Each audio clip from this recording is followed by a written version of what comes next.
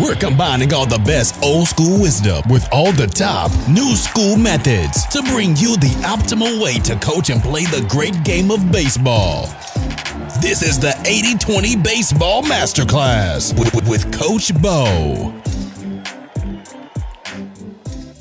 Welcome, coaches, to the 80-20 Baseball Master Class. Now, I say Master Class, we predominantly are focused on youth baseball and youth coaches. We do discuss advanced topics, but we are very focused on the youth baseball community, helping youth coaches, because that is where 99% of baseball coaching happens. Believe it or not, 99% of coaches are youth coaches. Millions of kids play youth baseball, but a very few amount of people and players, kids, usually young adults, play college or professional. So there are a lot more coaches at the youth level than even if you combine high school, college, and professional all together. There are way more youth coaches, and that's what we're here for. But I do call it the master class because there's no reason that youth coaches cannot master the art of coaching. And with the 80-20 principle in mind as we do this podcast, there's no reason that you as coaches, us as coaches, can't master the things, the biggest needle movers, while also sprinkling some of those finer details in there as we go along. There is no reason that we can't be master coaches, even at the youth level. And we've talked about that over the previous 82 episodes. And here we are on episode 83. Speaking of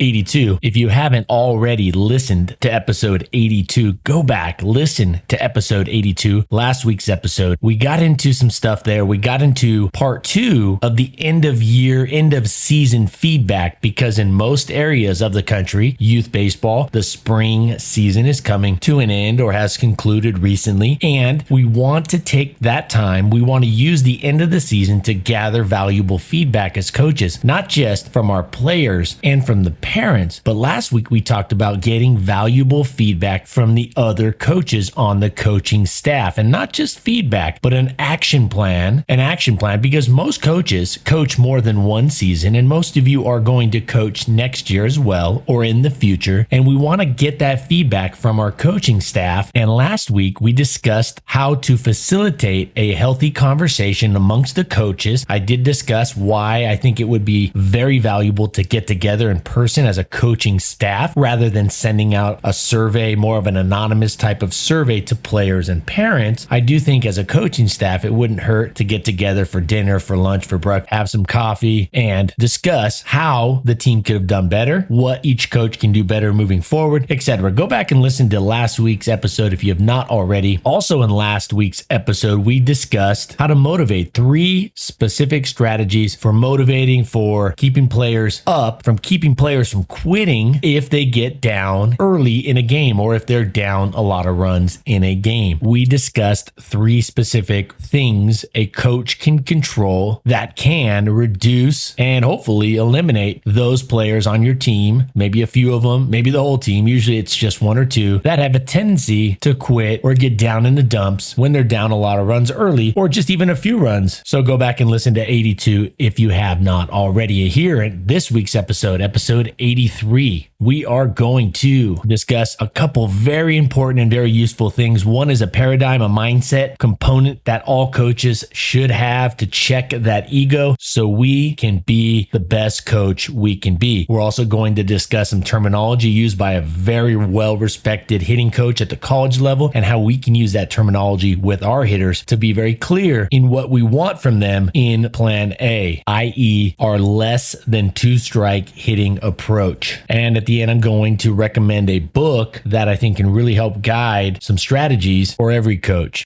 First thing, we're going to talk about the Red Sox. I know this is a youth baseball focused podcast, but hey, you want to look at how the best do things and then reverse engineer it and work backwards when we're working with youth. 90% of professional baseball coaching, 90% of what we want from professional hitters, professional pitchers, professional players, high-level college players can be used and should be used with the youth game at the youth level. There are definitely some differences, and we've discussed those in this show. But But quality baseball skills are quality baseball skills. And I definitely outline the differences to be careful of, to stay away from some things, especially the amount of time you have to work with your players. The biggest thing in the 80-20 rule comes into effect so much more with youth baseball. You only have so much time. Youth baseball has a very limited time. Coaches at the youth level have a very limited time to work with their players. Sometimes they get players for just one season. A lot of times, youth coaches have a team put together for one season, and then the following seasons, if the coach continues to coach, typically looks different. Whereas the high school level, you typically get 3 or 4, at least 2 years with a player, and typically 4 years of them in your program. And even before they get to the program, high school coaches typically know who's coming to their program. They can see them in some camps. They see them in the 8th grade summer camp and things like that. And not only at the high school and college level do they know the players very well, they get to know them over more years than a typical youth team. They also get a lot more practice time. So the 80-20 baseball rule, the 80-20 baseball principle is so valuable for the youth level. But that does not mean we cannot learn, and we should not learn from major league players and college players and high-level high school players and those coaches. The Red Sox, man, that team is looking good. Speaking of Major League Baseball, the Red Sox, that's a team, that's a fun team to watch. They went on the road. They've come from behind. Speaking of teams that don't quit, the Boston Red Sox currently lead Major League Baseball with 23 come from behind wins. 23. They only have 42 wins at the time of this recording. 23 of them have been come from behind wins. Last week, we talked about how to get players to keep playing hard when they're losing. Well, the Red Sox might be a good team for you to watch, a good team to study, because they've come from behind. More than half of their wins have been come from behind wins. 23. They're winning on the road, which is super valuable. Winning on the road. They're 22-10 on the road. They lead Major League Baseball with 154 two-out runs, and they lead Major League Baseball with 142 two-strike RBIs. So with 2 strikes, they lead Major League Baseball with run production. With 2 outs, they lead Major League Baseball in run production. On the road, they win more than any team. And when they're behind, when they're losing a game, they are more likely to come back and win that game than any team out there. So that's a good team to watch. Watch how they're coached, maybe study, watch closely the vibe in the dugout, read some articles on this. And I'm going to try to dig up some stuff on the Red Sox, some of the things behind the scenes, some interviews, some of the stuff that they're discussing that might give us insight into what they're doing maybe differently that we can all learn from as coaches. So about a month or so ago, I picked the Padres as my favorite at that time to win the World Series. But man, the Red Sox, they're looking good. I know the Yankees have been winning. Tampa Bay, holy smokes, Tampa Bay, talk about, I'm fascinated with teams. You know, the teams I study the most are typically the teams that get the most wins per dollar when it comes to payroll. I'm fascinated. I know I talk about the Dodgers, and the Padres payroll has gone up over the last couple of years because they got Machado and they signed Tatis to that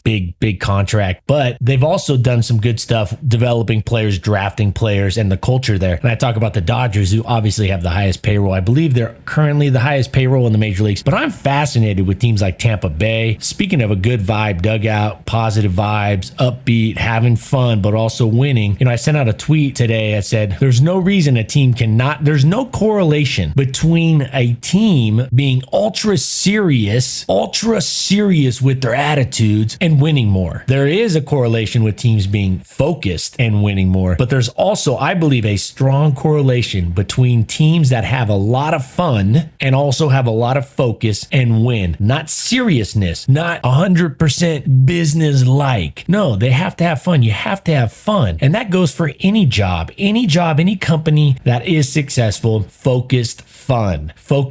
I've been saying this for years and years as a coach. I'm huge on focused fun. Focus when you need to focus. And the other day I saw the Padres when an umpire got hit. This was just yesterday, actually. The umpire got hit by a foul ball. The home plate umpire got hit by a foul ball in the mask, and he stayed in the game for another inning, and then he came out. Well, when he came out, the other umpires, one of them from the field, has to go and get the gear on to go behind home plate. So there was a break in the action, and the Padres were dancing. They were having fun, but they were in their dugout. They were over near their dugout. They were keeping it amongst their team. It was a fun thing. They were dancing, and when play resumed, they smashed the ball around the ballpark, and they didn't give up any more runs, and they won the game going away 8-2. I think it was like 2-1 at the time, 2-2 or something. It was close, and then they just blew the game open. They were loose, but they were also focused fun. So Tampa Bay Bay, that's a team that's fun to watch. But look at those teams that do a lot with, the Oakland A's is the biggest story of all. When you're studying like what Billy Beane does,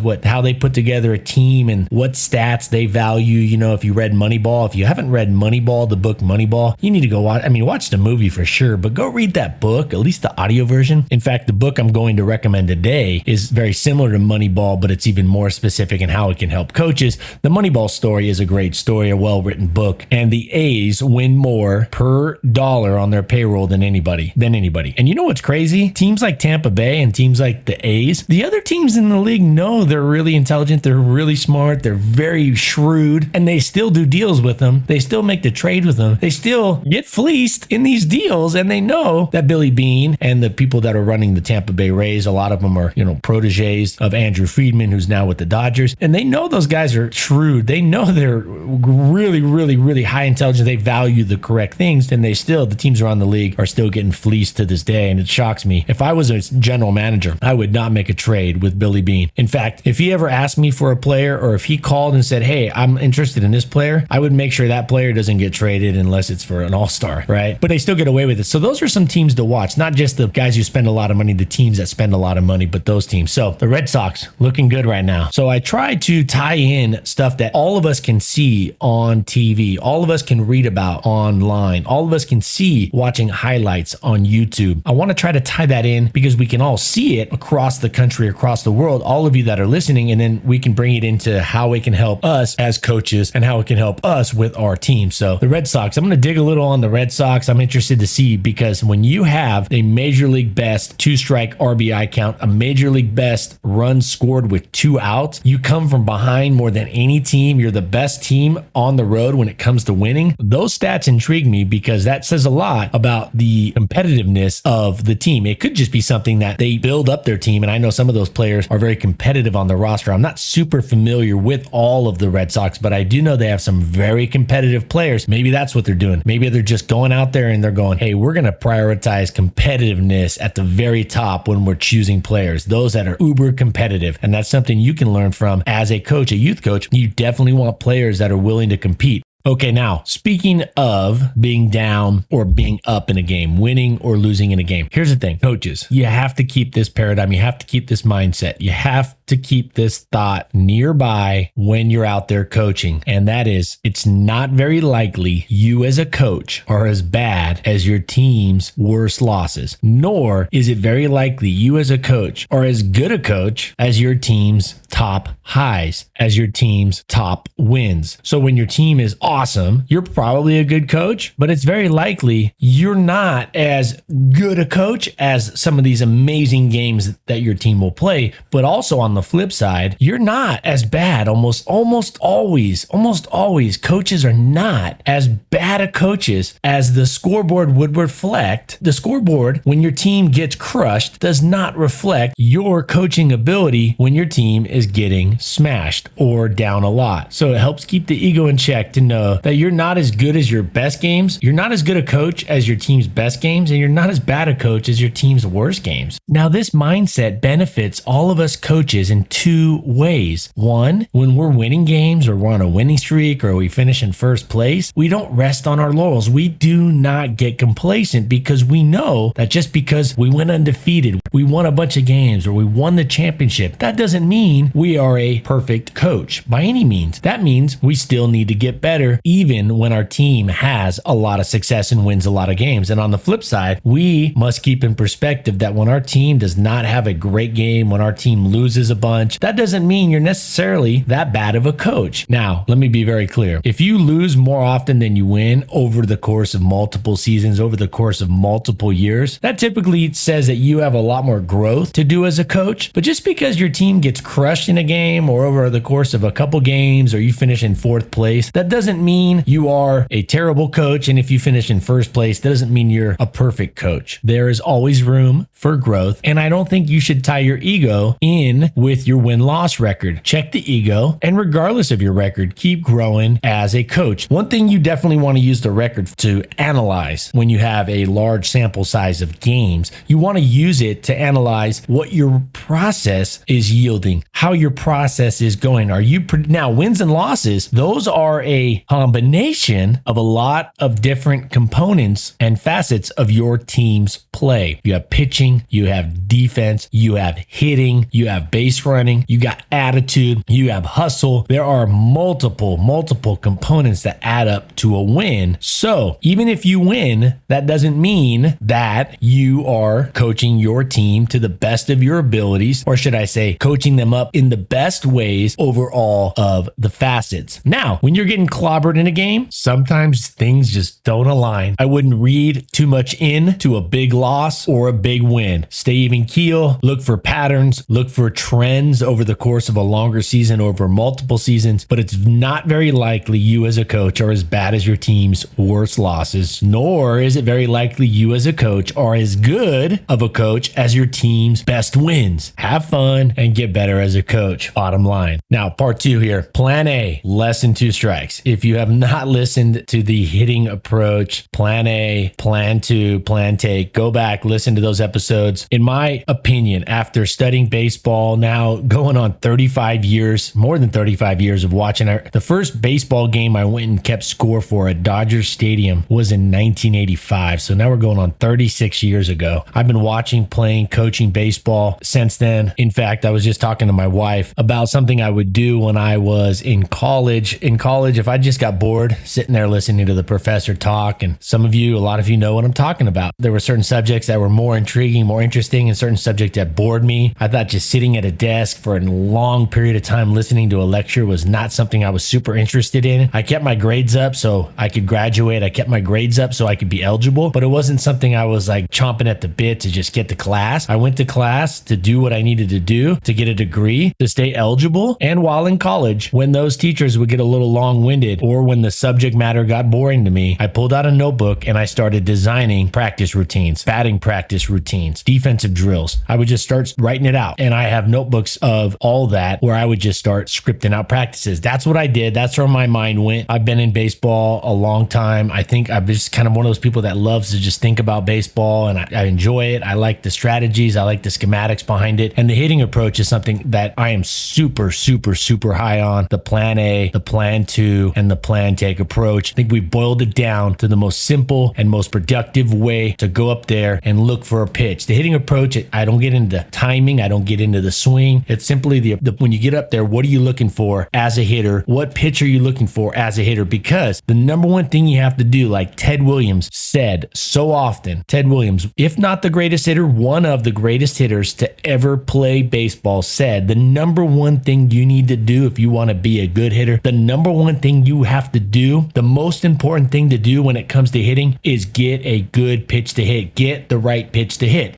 With 2 strikes, that doesn't always work, because with 2 strikes, it's not about being selective as much as it is about putting your best possible swing on anything that's within the strike zone or just on the fringes of the strike zone. And for youth baseball, maybe even a little more than that. But Ted Williams said you got to get a good pitch to hit. That's the number one thing when it comes to hitting. And I love the plan A approach that we talked about, the plan 2 approach. We've been talking about this, plan take, which is pretty simple, but there is a specific reason to have a plan take. Doesn't involve a swing, so it's really easy. It's more about diagnosing the situation, the atypical situations that warrant a plan take. You're mostly going to be in plan A, then plan 2. Speaking of plan A, here is a great use of words when you're coaching your players in plan A. A swing, your A plus swing. So plan A is getting a good pitch that you can drive. And I really, truly believe that almost all hitters know when the pitch is coming in, whether that's something they can really hit hard or it's something that's not in their wheelhouse. I truly believe with practice, if not just as they've grown through baseball, but definitely through repetition and practice, players can hone an approach that they can be very accurate when it comes to swinging and selecting and deciding to swing at pitches that they can drive. Now, that's going to be in an area that's much bigger than the area of a baseball, maybe a beach ball, maybe a small hula hoop. If you look at Major League Baseball's hot zones for hitters, that area may be half of the strike zone, it may be a third of the strike zone. It'll depend on the hitter, but I truly believe hitters can develop an approach approach, an eye to swing at pitches that they can drive. Doesn't mean they're always going to hit it right. Doesn't mean they're going to always make contact. They might miss, they might swing through it, they might foul it off, of course. But by swinging at those pitches that are in their hot zone and then putting an A+ swing on it, I truly believe gives the hitters the best opportunity to produce the highest amount of runs possible. So coaches, I highly recommend you teach your players to swing with their A+ swing, their A swing. Give it their A swing. Okay, guys, we're going to give it our A swing, nothing less. No check swings. No, a check swing is like a D- swing. A half-ass swing, that's like a C- swing. None of that. All right. Not a kind of just put it in play. No, hitters should not be going up there and looking to get C and D swings off. C's and D's, hey, that may get degrees, but C's and D's are not going to produce very many runs when you're out on the baseball field. C and D swings, even B swings, are not something we want to have. We'd rather get an A+ pitch, an A pitch, not a pitcher's A pitch. If it's a pitcher's A pitch, we're taking it. We're looking at a pitch and we want to look, speaking of grades, we were looking for in less than 2 strike approach, our plan A approach. We're looking to give an A+ swing, our A+ swing on a pitcher's pitch that is really a D or an F pitch. They failed. They left one in our hot zone. They didn't use the corners of the plate. They didn't work it down or whatever. It depends on the hitter. Every hitter. Some hitters love the low pitch. Some hitters like hitting the high pitch better. But it's not about what they like necessarily. It's about what they produce runs in. And this is what I love about practicing and repping this out. Hitters don't tell you where they like it. Their bat, their swing, their production tells them and you as the coach where they like the pitch. And that can be figured out through repetition during batting practice. Are they driving that pitch? Are they driving hard line drives? Are they driving hard one-hop ground balls through the infield? Are they driving pitches off the wall? Are they hitting some home runs? Are they crushing balls into the gaps? Then that's a pitch that is an A pitch for them to swing at with their A+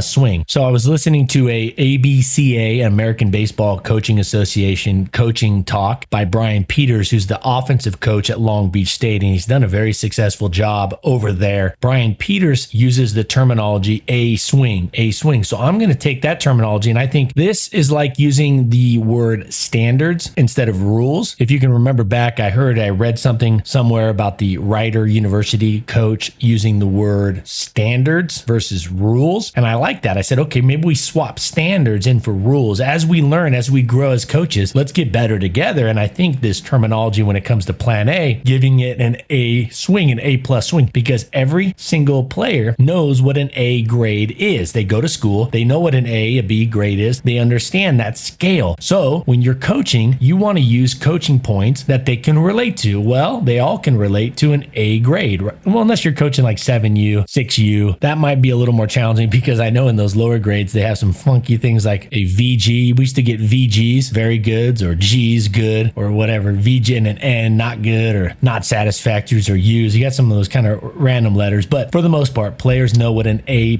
means, an A+ grade means. So in plan A, A+ swing keeps it easy. It's easy to remember. Only A+ swings in plan A. So I got that terminology listening to that video. I said, hey, there's a great way to coach it. A+ swing, plan A. And they all know with less than 2 strikes, your hitters should all know at less than 2 strikes, they're in plan A. Plan A, A+ swing. So I highly recommend using that terminology with your players. And again, everything is going to work its way into your coaching routine and system, but I do believe that there are certain ways that are better and you need to go out, test it out and see. And hey, if you come up with something way better than that or something better with any of this stuff, send it over, email me. I'd love to hear about it. Coach Bo at 8020baseball.com. Coach and then BO, like I've said before, BO as in the American athlete version of Bo, not the French way. Coach Bo at 8020baseball.com. Last thing I want to talk about here, the book. No, really, that's what it's called, the book. It's called The Book, Playing the Percentages in Baseball. This is a fascinating read. It is a book that is about statistics. It's basically about testing through data, through back testing, through analyzing statistics to deduce, to gather information about what strategies are the best strategies when it comes to coaching and playing the game of baseball. It does look at major league level hitters and major league league level teams. So there are some things that I would not necessarily say are usable exactly as is for youth baseball. For example, it discusses stealing a base. It says you got to steal a base like 78%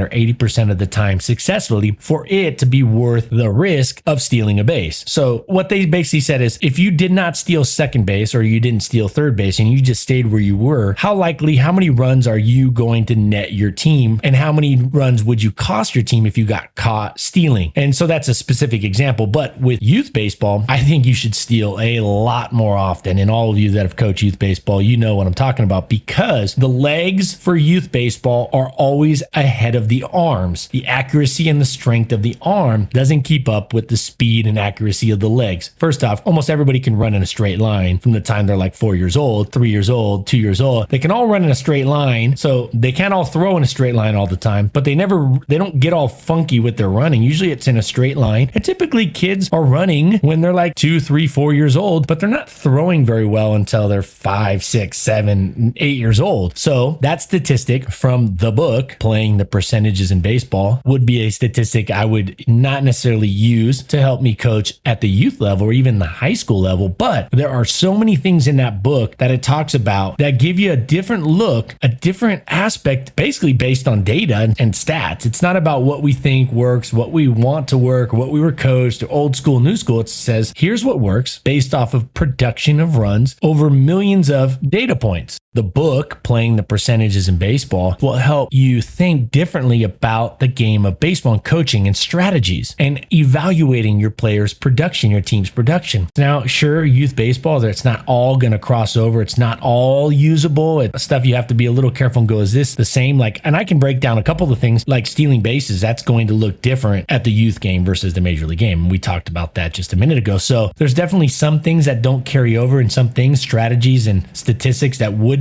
directly apply to youth baseball. But what it does is it gets you thinking differently about how to coach. It gets you open, keeps you open-minded. And if you're open-minded, you'll start to see better ways to coach. You'll start looking for better ways to coach, and you're going to have more fun and looking to optimize, looking to get better as a coach, looking to get the drill better, looking to find better ways to coach, looking to get things more efficient, looking to do things better. You want to get that mindset, that operating system right. And then you as coaches can go out there and become super bright coaches with the right operating system. So instead of just waiting for the baseball community to hand you a fish so you can eat dinner, it's much better to learn how to fish. And then when you get out there, you can catch all the fish you want as you're learning. You can learn all these strategies that you want, and you can optimize your coaching game that fits your strengths, your personality, etc. the best. So Red Sox might be a good team to watch closely, because when they are coming from behind 23 times this year and out of 42 wins, they lead Major League Baseball with 2-out run production, 2-strike run production. Another stat I left off there, they've won twice as many games as they've lost by 1 or 2 runs. They've won 20 games and only lost 10 when the game was decided by 1 or 2 runs. So they're winning close games. I mean, all these stats are pretty interesting when it comes to the mindset, toughness, competitiveness of a team. This is something we might want to keep an eye on. The Red Sox, again, I'm not a Red Sox fan. I'm a fan of better baseball, and this might be a team to watch. Also, coaches, when your team is awesome and you're winning games by 20 runs, you're probably not a plus 20 run coach. You're probably not. And if you're losing by 20 runs, you're probably not 20 runs worse at coaching than the coach in the other dugout. So you're not as good as you probably think you are when your team is winning big, and you're not as bad as you think you are when your team is losing big. All right. You're somewhere in the middle. Don't worry about it. At the end of the day, all that matters is you're getting better, you're having fun, and you keep trying to improve. It kind of reminds me of a really interesting interview I heard my ex-high school coach, Bill Pendleton. Bill Pendleton is one of the most respected track and field coaches at the high school level, and he coached track and field for like 40-something years and had state and national title winners at the high school level in shot put and discus, and he won a bunch of championships coaching high school football. He was an assistant and also a head coach. And Bill Pendleton, Coach P as we call him, I remember an interview after a game. I was helping him coach. I coached football. I've told you guys that. I coached football for about 4 years. I played football in high school, but I coached football for about 4 years early on. And I remember in an interview he was doing on Fox Sports TV, local, like LA Fox Sports, after a game, we had the live game of the week, and we beat a rival like 40 to whatever, 35-3. I don't know.